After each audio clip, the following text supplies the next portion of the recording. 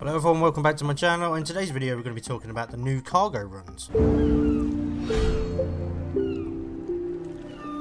So the new cargo runs comes into play in Forsaken Shores, which is on the 19th of September, and it's going to be a case of going to see some NPCs and you pick up a writ, much like you do in the Merchant Alliance, and then it will give you who you've got to take it to, which NPC, and what item it is you are taking. Obviously you pick that up while you're there and you take it to X. The items that are available are rum bottles, some expensive cloth, and also some plants. The plants you have to keep watered, and the cloth you have to keep dry, and the rum you can't break them. So for example, if you jump about a lot, or your ship or the player takes damage while you have them in your possession, they will break and they will be worth less. So the more damage these things take, the less value they are when you hand them in. So for example, again, the cloth, if you get it wet, it decreases its value. If you get the plants, don't water the plants, they shrivel up and die.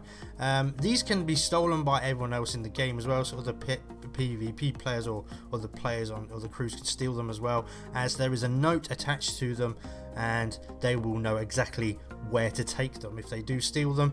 Obviously the downside to that is that you have picked up the quest, you know exactly where they're going with it, you could fend them off. Another thing that's worth mentioning about cargo runs is that you can do a cargo run and you could also do a gold hoarders, or you could do a Order of the Souls mission at the same time, which is quite new and different.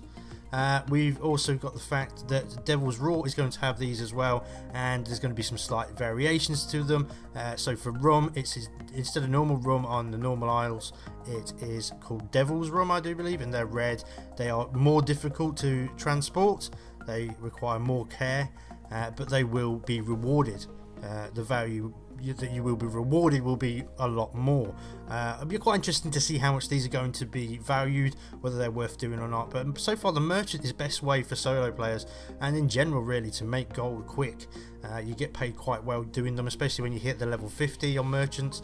Once you get the gold and black items permanently, they are worth quite a lot of gold. So I'm wondering if that's the same vein, they're going to be worth quite a bit. The last thing to talk about as well, to do with cargo runs, is kind of a little bit side by side. There's now sea posts in the world, so like where a rock would just be a rock in the sea, now there'll be a little tiny like dock, and there'll be a shop there, and you can get some items from there as well.